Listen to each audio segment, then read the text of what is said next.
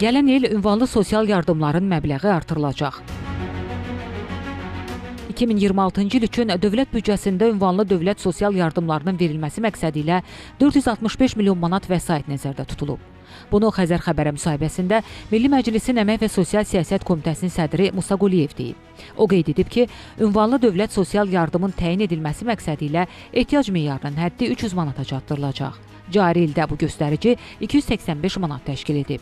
Ehtiyac meyarının 300 manata çatdırılması və yaxud 5.2% artırılması imkan verəcək ki, ünvanlı sosial yardım ailələrə daxil olan dövlət vəsaitinin məbləği də yüksəlsin. Eyni zamanda ünvanlı sosial yardım alan ailələrin sayı da çoxalsın. Bütövlükdə götürəndə gələn ilin büdcəsi sosial yönümlü bir büdcədir. Musa Quliyev qeyd edib ki, gələn il büdcə vəsaitlərinin 17,1 milyard manatı və yaxud 41% sosial yönümlü xərclərin maliyyələşməsinə yönəldiləcək. Bu da imkan verəcək ki, gələn ildə pensiya təminatını daha da yaxşılaşdıraq.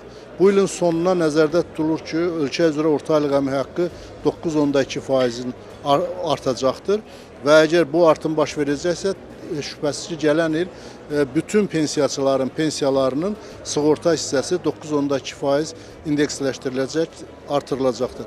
Gələn il təxminən pensiyalarda orta hesablamalara görə 50 manatlıq bir artım nəzərdə tutulur. Komitə sədri qeyd edib ki, növbəti ildə yaşa görə pensiyanın orta aylıq məbləğinin cari ildəki 576,2 manatdan 53,3 manat artaraq 629,5 manata yüksəlməsi proqnozlaşdırılır. Sevinç Vaqif qızı, Cabbar Qaryağdıoğlu, Günel Qədimova, Xəzər xəbər.